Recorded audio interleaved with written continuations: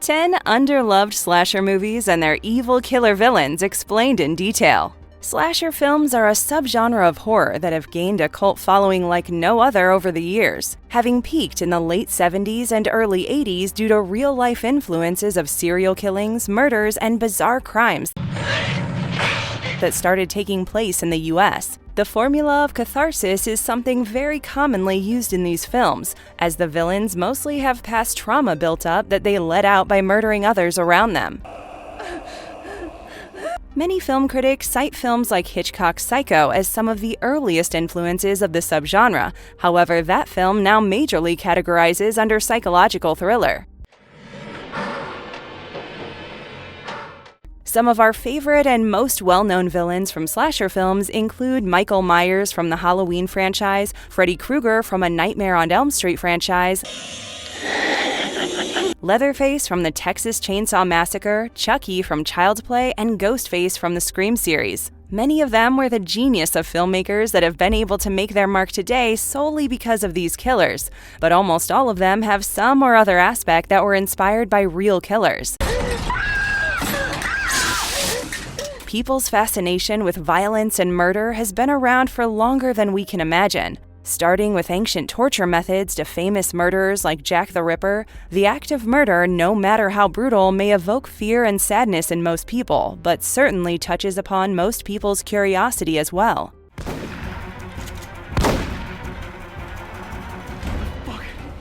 Today, we set aside the famous killers from slasher films that made us fall in love with a subgenre and take a closer look at those that did not get the limelight they deserved. Before we go into our list, we have a very small request. If you like our content, please support us by subscribing to our channel. This is a small click from you, but it means a lot to us. Thank you. Let's begin.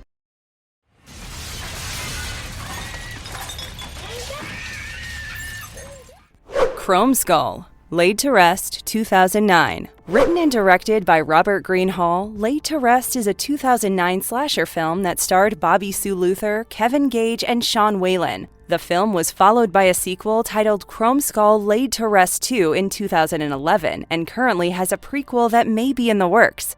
What do you not understand? I will shoot you in the head! He's not! The film opens up with a young girl waking up and breaking out of a coffin at the morgue. Panicking, she dials 911, but the phone line gets cut off. When the mortician comes to check on what's going on, he is killed by a man that appears out of nowhere wearing a metallic skull mask. In order to escape, the girl, nicknamed Princess, is able to stab him and run out, where she is picked up by a boy named Tucker who agrees to take her home to his wife Cindy.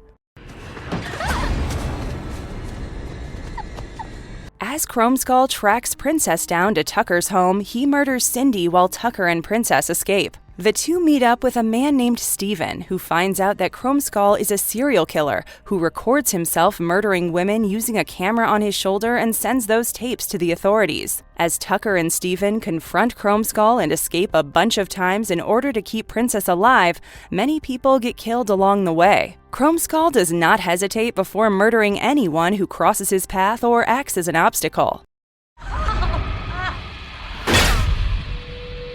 In the climax of the film, Chrome Skull traps Princess and shows her his camera, where she finds out she used to be a prostitute whom he drugged and then beat her on the head with his bat, causing her to get amnesia. This frustrates her and she attempts to attack the killer. In the midst of all the struggling, his mask falls off, and he accidentally puts on another one which Tucker had lined with cyanoacrylate. Help me! No, no, no! No! The chemical causes his face to start melting, and as Chrome Skull writhes in pain and agony, Princess bludgeons him seemingly to death with an aluminum bat. Princess leaves behind a missing persons flyer that Steven had earlier printed out for her and writes down a detailed explanation of everything that went down for when the police arrive. Not much is known about Chrome Skull except that his real name was Jesse Chromians and that he hailed from Jacksonville, Florida. He was mute and was notorious for several killings, targeting young women in southeastern USA. After recording himself killing his victims, he would sample the audio from the women and use them to create custom voice recordings that he could then use to communicate with others.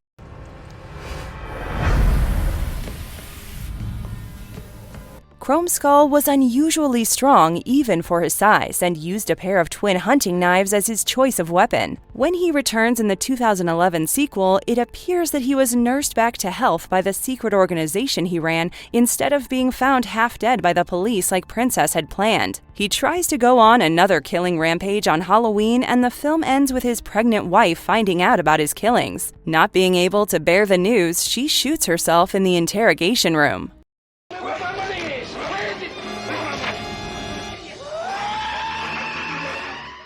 Gunther, The Funhouse, 1981.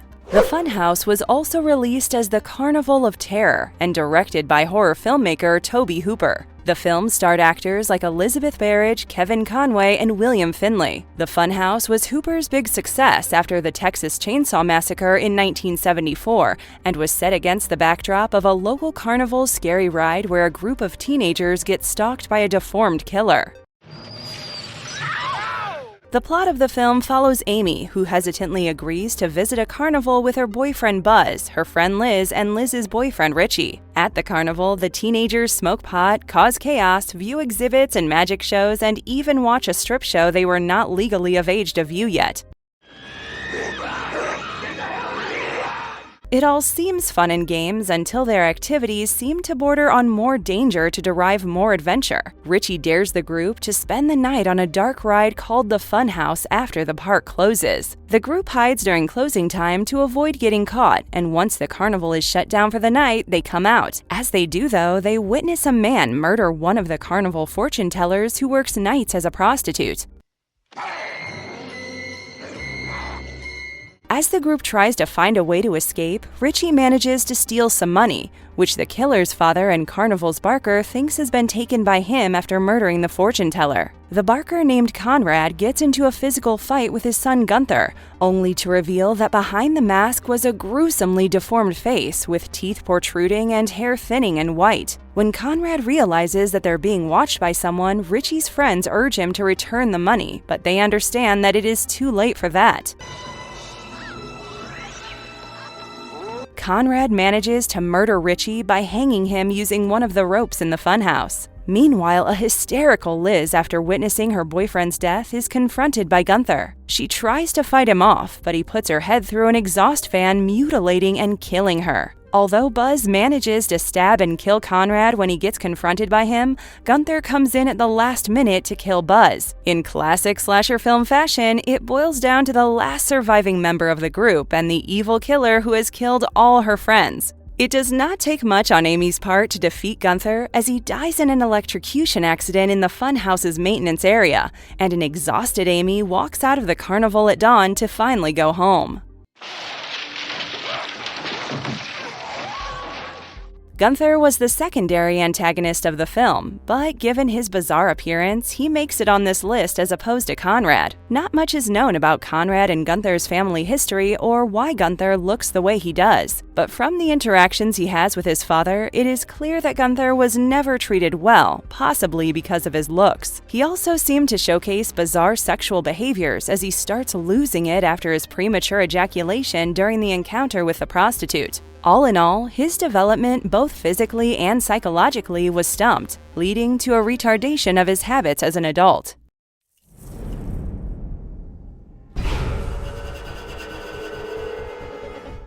Babyface, The Hills Run Red, 2009.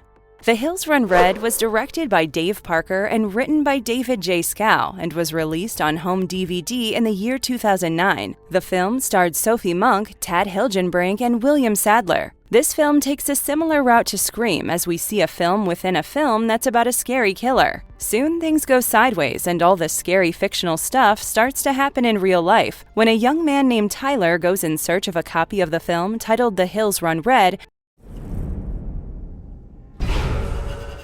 He comes across Alexa, who is the daughter of Wilson, the director of the film. Tyler goes in search of said film to Wilson's home in the woods after Alexa tells him it is where he would find it. Meanwhile, we find out that his girlfriend Serena has been cheating on him with his best friend Lalo. Tyler takes Alexa, Serena, and Lalo along with him, but the group gets attacked by rednecks on the way who threaten to rape and kill the two girls.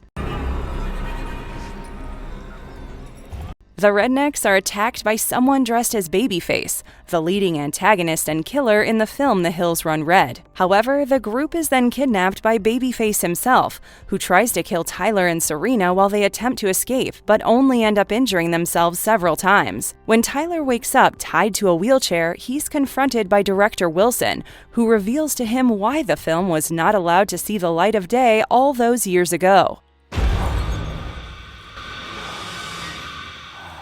Not being satisfied with the scare factor and acting in the film, Wilson puts on Babyface's costume and bludgeons the actors to death with the axe. Hence, the film was not allowed to be released due to its graphic nature and the murder in it being real killings.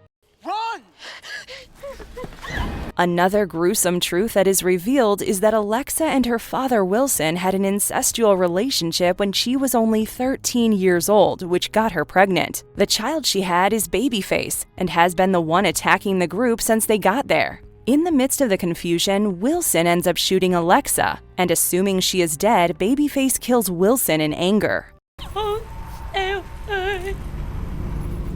The killer then turns to attack Tyler, but Serena, who had managed to free herself, stabs him from behind. However, Alexa turns out to still be alive and knocks Tyler and Serena out with a shovel after having killed Lalo. In the final scene, we see Alexa tie Tyler up and force him to watch her version of the film, which drives him insane. The film also features a post-credit scene where we see a pregnant Serena to whose unborn baby Alexa sings a lullaby. It can be assumed that she was impregnated by Babyface.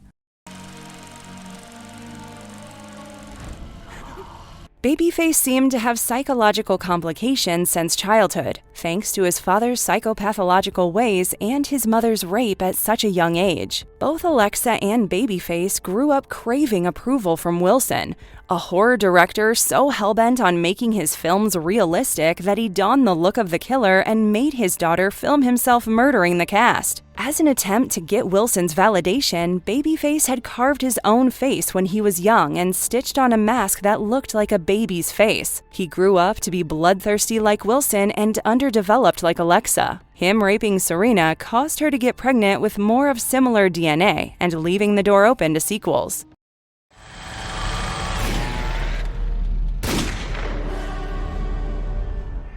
The Reeker, Reeker 2005. Written and directed by Dave Payne, Reeker stars Devin Gummersall, Derek Richardson, and Tina Illman. The film centers on a stranded group of people that must face off in the desert against a decaying creature called the Reeker. In this film, we see Trip, Gretchen, Nelson, Cookie, and Jack, who is blind, gear up for a rave they will soon be heading to taking place in the desert. Before leaving for the journey, Trip meets up with a drug dealer and while he wasn't looking, ends up stealing the drugs. However, Nelson reminds Trip that the dealer is a dangerous man who apparently has even killed people before. On hearing this and on getting a call from the dealer about his knowledge of the stolen drugs, Trip agrees to go back and return them. 4 o'clock. On their way back, Gretchen kicks Trip out of the car on realizing he's carrying drugs, and when the group stops at the side of the road, they notice a tremor and even see an overturned vehicle on the way that they dismissed as an unreported accident. The group then gets stranded as their car runs out of gas and the nearest diner is closed. As Trip walks down to find a place to stay, he has a run-in with the dealer and escapes.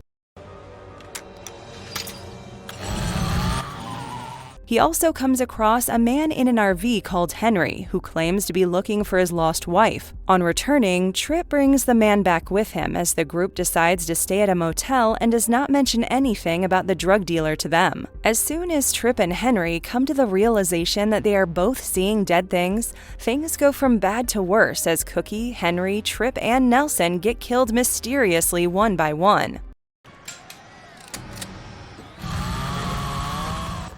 A creature that seems to be haunting the place where the group has set up camp continues to maul them to death, leaving only Gretchen and Jack as the survivors. In a surreal turn of events, it is revealed that the group has been seeing premonitions of their fate all along. When Gretchen stopped the car to kick Trip out for carrying drugs, the group had felt a slight terror, which is later revealed to be from the crash that Henry's RV made into the group's car as he lost control of his vehicle due to a heart attack. Even the overturned car they saw on the way was their own accident, and when the creature kills the members of the groups, they all die the same way that they had died in the accident. Cookie suffers from internal bleeding that eventually kills her. Nelson's neck gets cut off when he's thrown out the windshield, just like it does when he tries to escape out the motel window,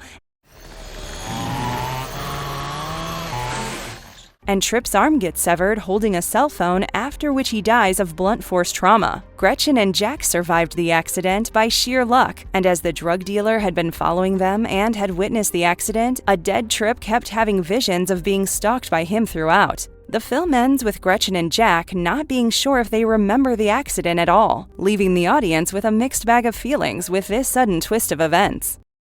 What about yours? They're dead. The Phantom, The Town That Dreaded Sundown, 2014. The Town That Dreaded Sundown is a meta-sequel to the 1976 film of the same name, of which it was initially meant to be a remake. It features several references to the original film and received mixed reviews from critics. This American slasher film was directed by Alfonso Gomez-Rejon and starred Addison Timlin, Travis Tope, and Spencer Treat Clark. During the screening of 1976's The Town That Dreaded Sundown, a young couple, Corey and Jamie, find a secluded corner to get intimate.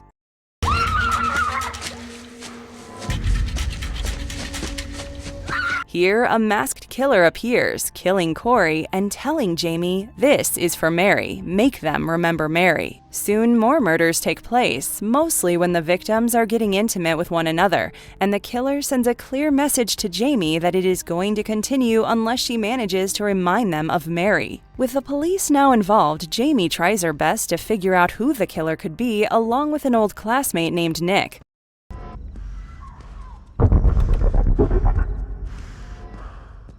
The police visit a church to see Reverend Cartwright, as they found an email from the Phantom Killer that seemed to have been sent from his computer to Jamie. However, the police find it hard to believe that he could be the real killer. Soon, through thorough investigation while the murders continue, Jamie and Nick find out that the Phantom Killer is the grandson of one of the victims of the original Phantom. He chose to become the next killer because his grandfather's death was not honored and remembered as that of the other victims, and Mary is the name of his wife.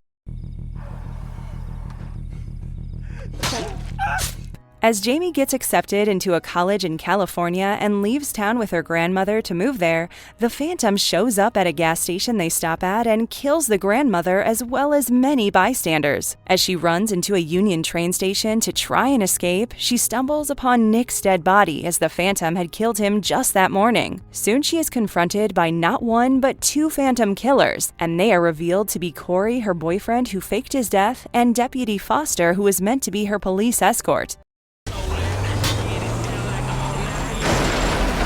Foster was the grandson of the original Phantom's forgotten victim. Just as Corey gets tired of trying to convince Jamie that they are right and society is wrong, he decides to kill Jamie, but Foster shoots him instead. His grand plan was to pin the blame of all the murders on Corey and Jamie and get away with it, but Jamie manages to get her hands on the gun in the middle of the fight and shoot Foster to death. The film ends with Jamie moving to California and starting a new life for herself, but she is shown being stalked by the shadow of the Phantom, as Foster's body was never found.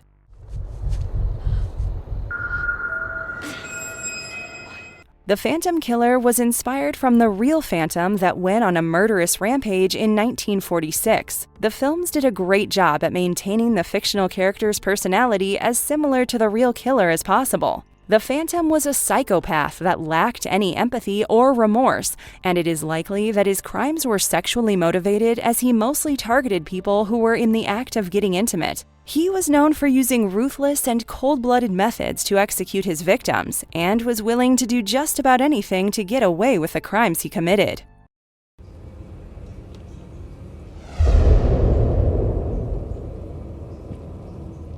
The Collector. The Collector, 2009. The Collector was released in the year 2009 and was directed by Marcus Dunstan, and its script was even titled The Midnight Man at some point. Producers thought of marketing it as part of the Saw franchise briefly and then decided against it. The Collector stars Josh Stewart, Michael Riley Burke, and Andrea Roth, and its sequel, The Collection, was released in 2012. The film tells the story of former convict turned handyman Arkin, who is determined to save his wife and daughter from the loan sharks to whom they owe a lot of debt. Although Arkin is well liked by the Chase family where he works, he decides to steal a valuable ruby from their home in order to get his family out of debt. When Arkin breaks into the home of the Chase family, he sees Michael, the man of the house, being dragged into the basement by a masked man, and so he goes on to dial 911. The phone does not work as the perpetrator has lined everything, including the phone in the house, with some or the other trap so that no one can escape. On entering the basement, Arkin is told by Michael that his wife Victoria has also been captured, while his daughter Hannah is hiding somewhere in the house. His older daughter Jill was out that night.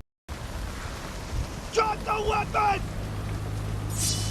Arkin uses the passcode given to him by Michael to access the gun they had hidden, but finds that it contains no bullets. Arkin then comes across a bloodied man named Larry, who is shown being attacked along with his wife by the same killer in the beginning of the film. He informs Arkin that the man is a collector of people, who only takes one person from each family. Soon, the Collector kills Michael and stabs Victoria to death, causing Arkin to run and hide. In the midst of all the killing, an oblivious Jill returns home with her boyfriend Chad, but as soon as they notice the Collector, he kills Chad and comes for Jill right before Arkin is able to intervene. Jill, not trusting Arkin, tries to stab him with a pair of scissors, which sets off another one of the killer's traps, leaving Jill dead as well. When Arkin is somehow able to save Hannah by pushing her down the laundry chute, he is attacked and captured by the Collector himself, who tortures him for a while. Meanwhile, a police officer who Jill was able to reach out to somehow shows up, but is killed by the Collector's dog.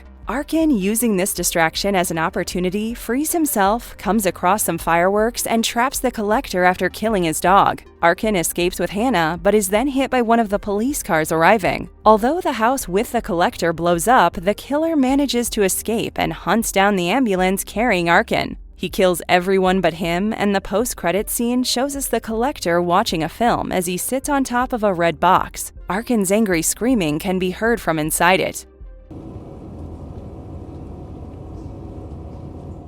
The reason behind the Collector's twisted psychology can be cited mostly in his childhood and a particularly bizarre incident with his father. One day, as the father accidentally consumes taxidermy chemicals that cause him to go insane, he murders his whole family except his son and stuffs them like he did with animals he performed taxidermy on. He then went on to place them around him at the dinner table and have a Thanksgiving meal with them as if they were still alive. This was the young son's first ever encounter with a killing so bizarre. As an adult, when the Collector would kill and collect one member of each family he attacked, he would torture them till they went insane or conduct brutal experiments on them. He then used their remains to put them together like giant insects and kept his collection at a hotel rigged with traps that would set off and kill anyone who would try to enter. In the sequel, The Collection, we learn more about the Collector's past, see him kill more people and more brutally, and even watch another face-off between him and Arkin in which the latter emerges on top. The film ends with the implication that the Collector has been trapped by Arkin, who plans to torture him the same way he tortured his victims.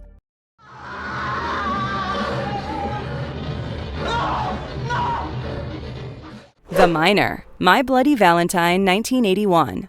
My Bloody Valentine is a classic slasher film that was released in 1981 and was then remade in 2009. This film was directed by George Mahalka and starred Paul Kellman, Laurie Hollier, and Neil Affleck. The film witnessed a Valentine's Day party thrown by a bunch of teenagers that goes very wrong very fast as a masked killer decides to crash their party. After the annual Valentine's Day had been suspended for over 20 years in a small town, the mayor finally decides to restart the tradition for the townspeople. The reason for those dances being stopped was the occurrence of a tragic accident in which supervisors left miners to attend the dance, and the unchecked levels of methane gas in the mines ended up killing them. The only survivor of the accident was Harry Warden, who not only resorted to cannibalism but also went insane due to the trauma. After killing the supervisors who were careless, he vowed to kill again if the dances were reinstated, and hence the townspeople felt safer with him being put away in an asylum.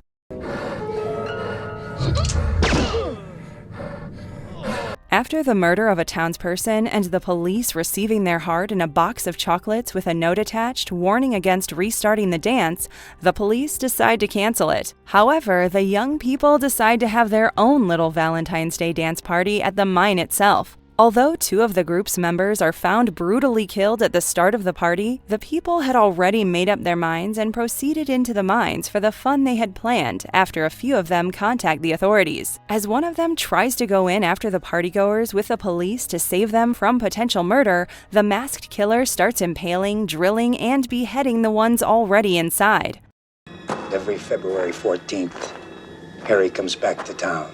When very few people manage to get out and a fight ensues between the miner and one of them, the murderer's mask comes off and it turns out to be Axel, a member of the partygoers group who had previously faked his death. He confesses that as a child, he witnessed Harry Warden murder his father, one of the supervisors, which impacted him so deeply that he decided to become the mine killer himself. As the mines start collapsing around them, Axel gets trapped, but amputates one of his arms in order to get out. Having gone completely insane, Axel then runs inside the tunnel, laughing hysterically and screaming that Sarah, one of the group's members, is his bloody Valentine. He warns people that him and Harry will be back again if the town hosts another Valentine's dance, although the police confirmed that Harry Warden died while in an asylum 5 years ago.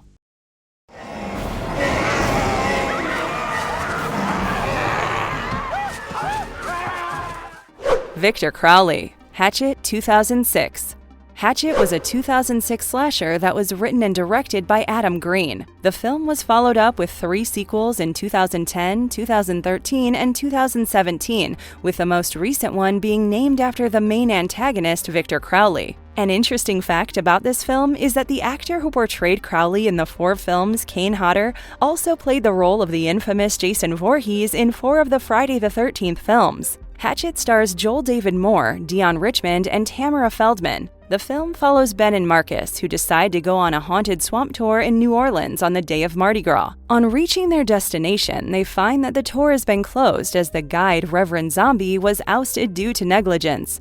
Ben and Marcus go deeper into the woods to find another tour guide named Sean, who is not as experienced as Zombie but likes to show off. Joining him and another group of people he is taking on the tour, the 2 friends get on a bus. Soon, the group becomes aware of Sean's inexperience as he ignores the warnings of a homeless man against going deeper into the swamp and then crashing their boat on a rock, leaving them all stranded. While walking in search of transport or shelter, the group comes across Victor Crowley's house, who is more or less an urban legend for those that live around there.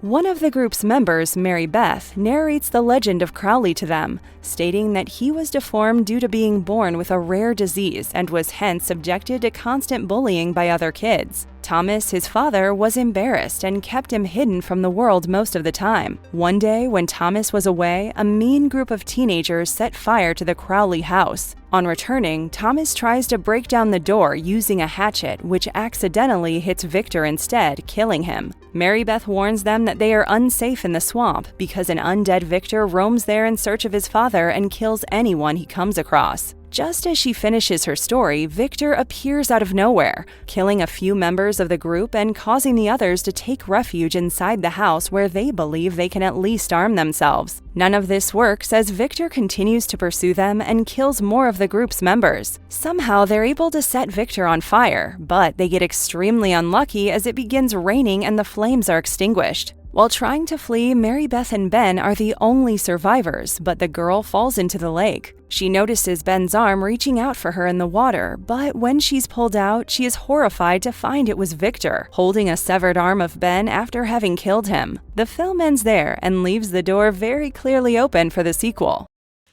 That way. In revealing Victor's history, the writers inform the audience that he was born out of an affair his father had with his mother's nurse as she was dying of cancer. On finding out about her husband's infidelity, the mother placed a curse on the unborn child, causing the swamp and all the trees and plants in it to die when Victor was being born. His mother, the nurse, also died in childbirth on seeing his deformed appearance.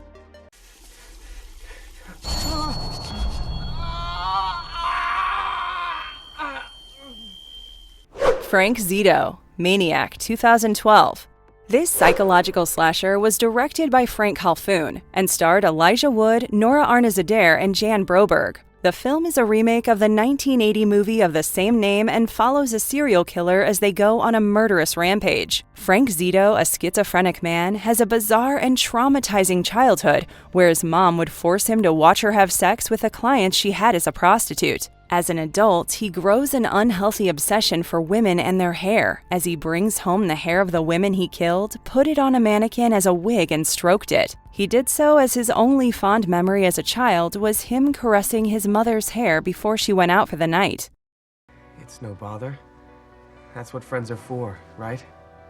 One day, a young photographer named Anne comes into Frank's mannequin store and is impressed by their antique looks. He helps her put together an art exhibit, and as a result of which, the two become friends and he falls in love with her. In order to control his violent urges, Frank begins medication, but it does not work as he goes on to kill more people and scalp them. At the art exhibit, Anna's friend Rita makes fun of Frank for his interest in mannequins, and in rage, he takes her home and scalps her alive after venting out his mother's frustration on her. When Anna calls Frank the next day, upset over Rita's brutal murder, he accidentally reveals information that only the murderer could have known. As soon as she realizes that Frank is the killer, Anna stabs him in the hand and attempts to hide in the bathroom, but Frank breaks in and knocks her out before putting her into his van. When he reaches home and opens the van, Anna gains consciousness and stabs him in the stomach. She runs out on the road and flags a car down while panicking. On seeing Frank covered in blood, the driver accidentally runs him over, which causes Anna to fly out the windshield. As she lays on the road dying, Frank finally scalps her hair.